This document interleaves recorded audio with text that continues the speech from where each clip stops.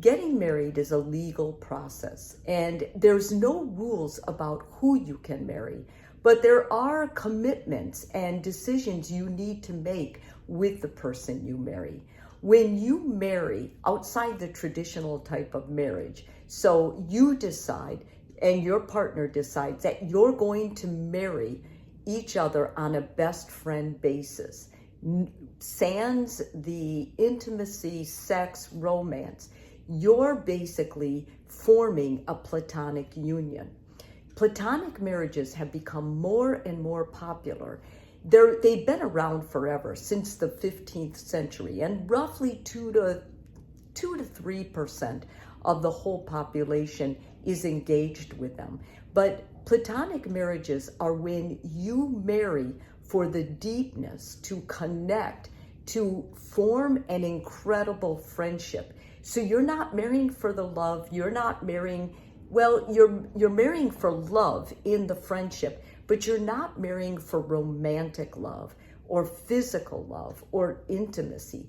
That is not going to be part of your marriage. It's a little different than a sexless marriage, because a sexless marriage, usually there's something wrong with one of the partners, or one of the partners is adamantly against it. There isn't quite that edge with the platonic marriage. It's just two people who agree, we want to build our friendship, build our spiritual connection with the friendship, but we don't want the hassle or the problems with the romance and the sex. So who does a platonic marriage work great for?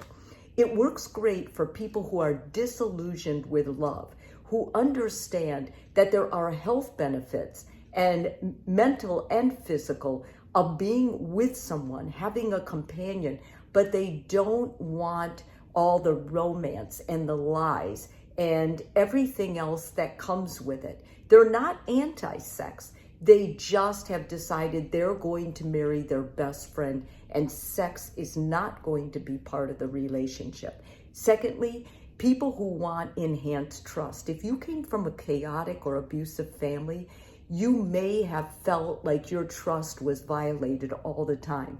When you marry your best friend, there's more of a sense that I'm going to trust this person. Like, we are building, creating our marriage on the essence of trust for each other. And it is very helpful for that. Thirdly, companionship for seniors or people with chronic disability. A lot of people want that companionship. They want a best friend to go to movies with, to go to concerts with, to eat dinner with. It's healthy. It ensures their sanity. It gives greater quality to their life. Well, for those people, a platonic marriage is wonderful. People who want reduced conflict and friction. Let's say you were a single parent before, and the sex and romance brought a lot of jealousy, a lot of tension, a lot of conflict to your home. You may opt for a platonic marriages. Platonic marriages are great for co-parenting kids.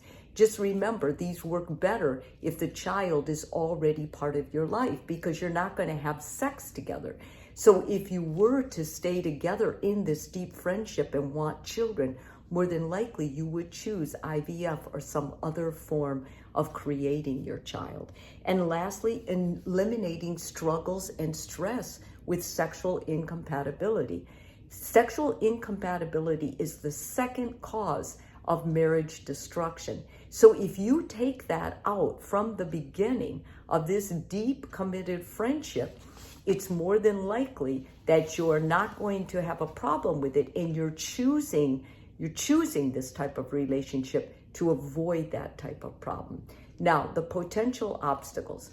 The potential obstacles, number one, is not everybody is comfortable being open and honest about their need for sex or how they think they will deal with that loss of sex. It's so important that you have a partner that is talking to you, that is able to discuss this, understanding that people change. You may be a couple who wants this in the beginning, but as time goes on, you may fall madly in love, sexual love with your partner, and then that would have to be talked about and addressed. Secondly, You must be straightforward and direct with your partner about offering the reasons you're choosing Platonic. If you're hiding out from a sexual dysfunction, or maybe you have a different sexual orientation, or you've been abused in the past, this doesn't have to deter your partner from wanting a Platonic marriage from you, but it certainly is important that you're honest about it, that you own it, and that your partner understands and accepts your reasoning. Thirdly, a Platonic marriage relies heavily on trust. So in a traditional marriage, trust is a big deal too, right? If you get betrayed, it can hurt the relationship, the marriage. However, in a Platonic relationship, any betrayal of trust will crumble the relationship. And the reason is because the relationship does not have sexual intimacy as one of the piers holding it up. It has this deep, committed friendship.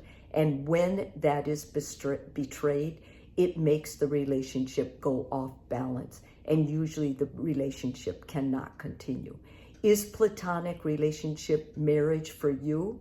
I don't know. You would have to talk to a therapist and make this decision with your partner on your own. It's not, is it better? Is it worse? There is no measurement like that. But choose wisely, because a good, healthy marriage is hopefully forever.